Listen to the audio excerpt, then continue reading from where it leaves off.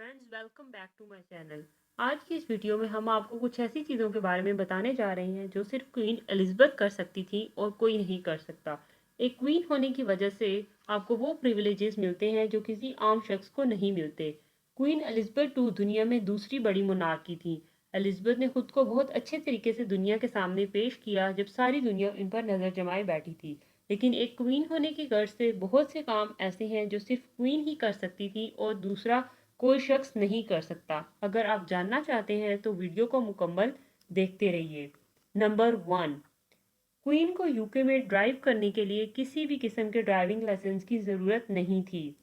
Number 2, ये वो वाहिद शख्स थी जिन्हें यूनाइटेड किंगडम में किसी भी किस्म के ड्राइविंग या लीगल लाइसेंस की कोई ज़रूरत नहीं थी, क्योंकि सारे ड्राइविंग लाइसेंस क्वीन के नाम से ही इशू किए जाते थे। और ये इनके रॉयल लॉ की बहुत बड़ी मिसाल है जो कि आम कवानीन से इन्हें बरी करती है।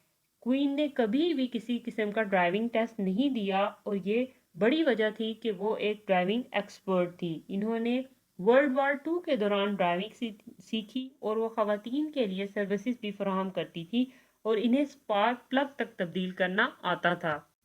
दोस्तों, इसके अलावा आपको ये जानकर हैरत होगी कि इन्हें अपनी गाड़ियों के लिए किसी भी किस्म के लाइसेंस प्लेट की ज़रूरत नहीं है और इनकी गाड़ियों को पार्क करना मुश्किल नहीं, क्योंकि ये वाहिद गाड़ियां हैं जो लाइसेंस प्लेट के बगैर हैं। जी हाँ, ये बात बिल्कुल ठीक है कि क्वीन को ना सिर्फ ड्राइविंग लाइसेंस की ज़रूरत नहीं थी, बल्कि किसी भी किस्म की लाइसेंस प्लेट की भी कोई ज़रूरत नहीं थी।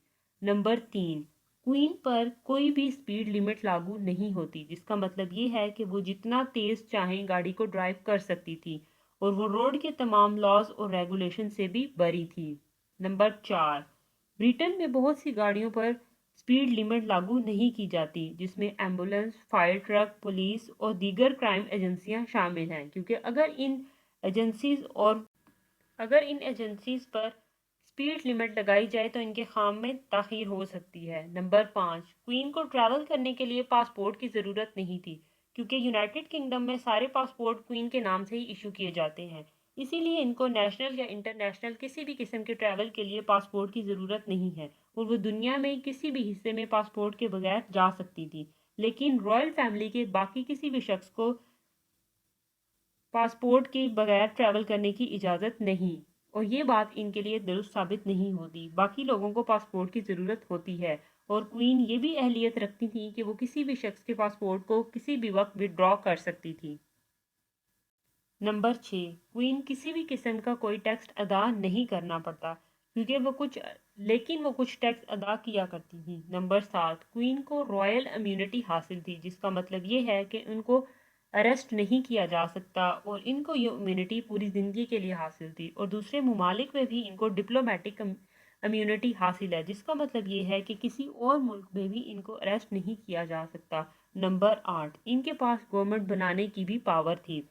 क्वीन की इजाज़त के बगैर कोई भी पार्लियामेंट नहीं बनाई जा सकती। क्वीन प्रेसिडेंट और दीगर सरकारी ऑफिसर्स को पैलेस में बुलाकर हुकूमत बनाने का हुक्म देती थी और इस मीटिंग को किसिंग ऑफ हैंड भी कहा जाता है। नंबर 9, टाइटल देने का हक भी क्वीन रखती हैं। आजकल नाइट्स वो होते हैं जो घोड़े पर बैठकर जंग में हिस्सा लें, लेकिन बरतानिया में नाइट्स और बहुत से टाइटल आज भी मौजूद हैं जो कि मलका बरतानिया उनको देती थी, जो सोसाइटी में कंट्रीब्यूट करते थे, जो किसी भी तरीके से, चाहे आर्ट, बिजनेस, कल्चर या फाइनेंस, किसी भी तरीके से अगर सोसाइटी में कंट्रीब्यूट करें तो इनको टाइटल दिया जाता है। ये टाइटल मिनिस्टर सेलेक्ट करते हैं कि किस शख्स को दिया जाएगा और क्वीन ये टाइटल देती हैं।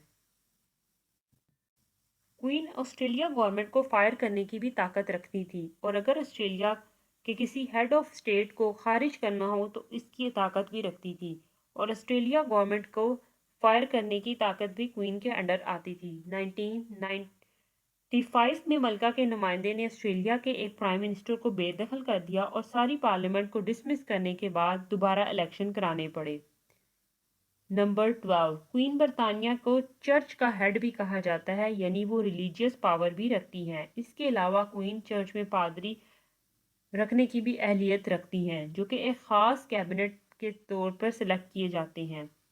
नंबर 13, वो बूढ़े लोगों को एक ख़ास रकम भी दिया करती थी जिसको मैंड्री मनी कहा जाता है। ये ओल्ड पेंशनर्स को दी जाने वाली मनी है। जब ملکہ 91 ایئرس کی ہوئی تو انہوں نے 91 لوگوں کو یہ منی اپنے ہاتھوں سے دی۔